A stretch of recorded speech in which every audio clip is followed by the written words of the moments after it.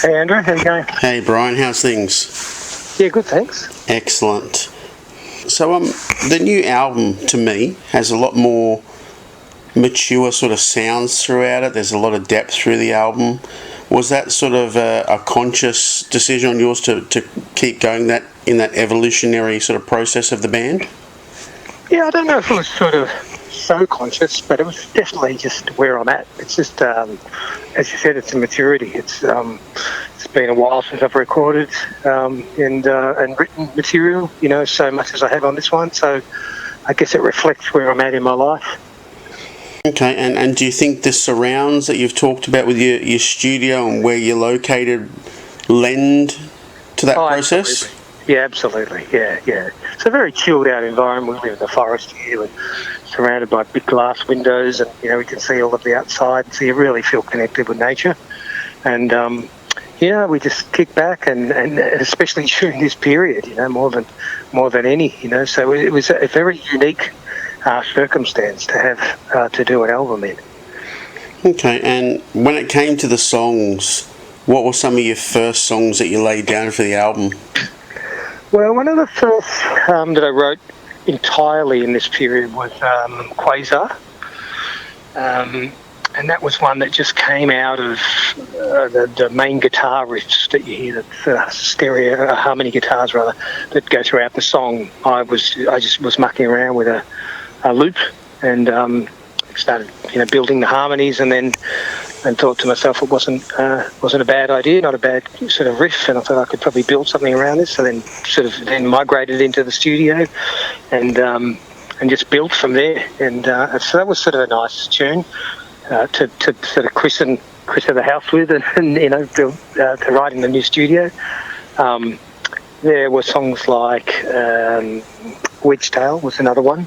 Wedgetail, I had a little bit of the idea. Skeleton of the basis was sort of kicking around, but then I just really took to it and just started over.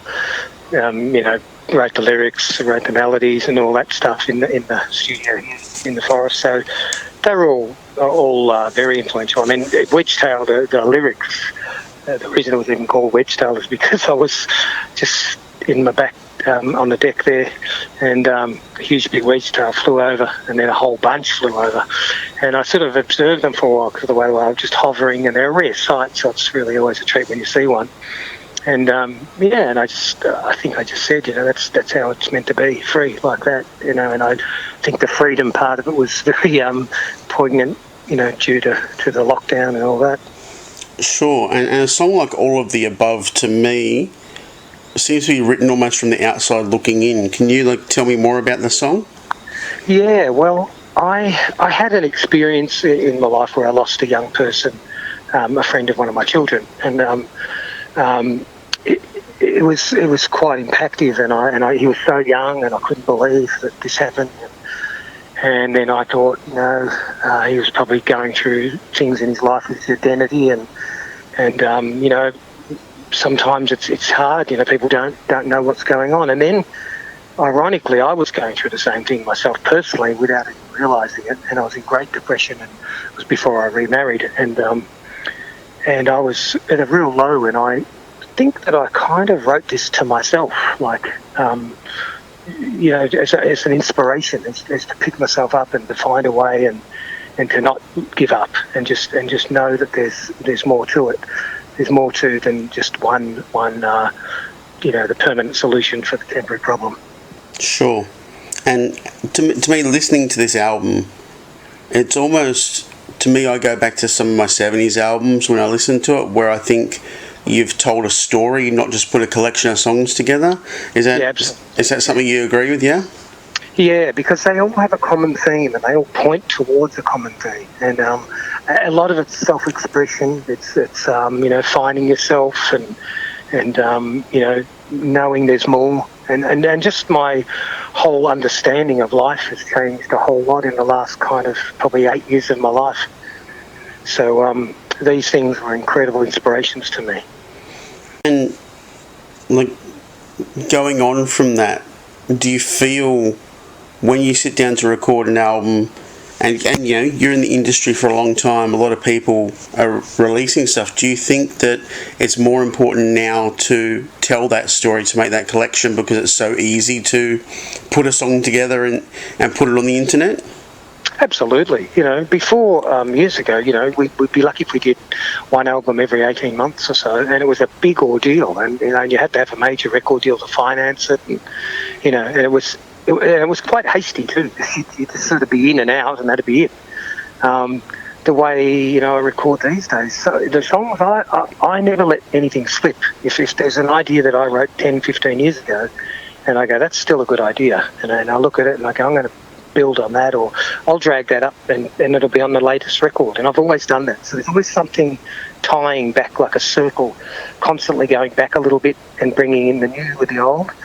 And yeah, it's a lot easier to focus on the actual art. And I didn't have any constraints. I had no record label, nobody telling me which way to do things.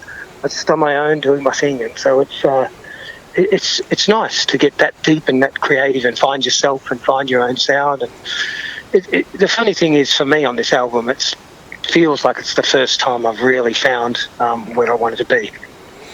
Great. And you mentioned record labels.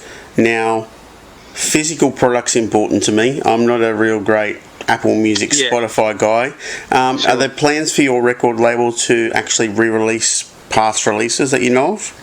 Yeah, we are. We have a store on eBay called Echo Depot, and that's a very small scale, boutique scale, but it's catering for people like yourself, people who are, you know, adamant about hard copies. And so we release all the old material, and we go through things, and we eventually, you know, get them over onto at least CD format. We haven't really done vinyl, because vinyl can be a bit of a pain to package, and we may down the line, but yeah, until we've really sorted out how we'll go about it, because it can get ahead of you when we get swamped with big orders, and then all of a sudden it's hard, and it takes too much time up of that side of it.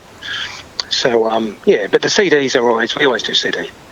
Great. And this is like second album out quite quickly, and I read that there's also plans for a third. Is that correct? Yes, the mysterious third album.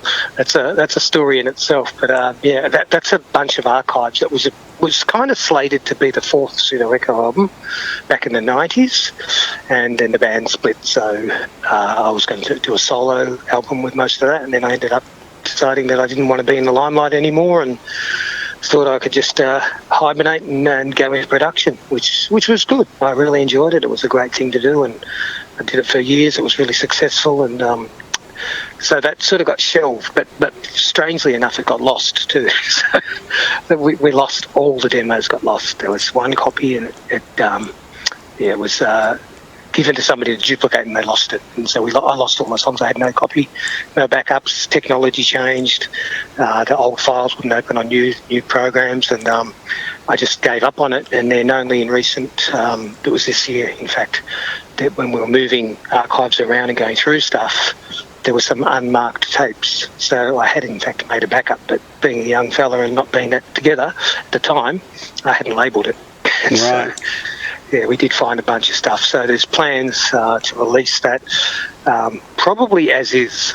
We've had thought about re-recording it, and then we thought, well, maybe it's better to be a period thing, and it's a bit lo-fi, it's a bit rough around the edges because they're demos, but they're complete nonetheless. They're very complete. What about a then and now, where you release the original and then update it as a companion piece? Say again, sorry? What about doing it as a then and now series, where you release and then update? Yeah.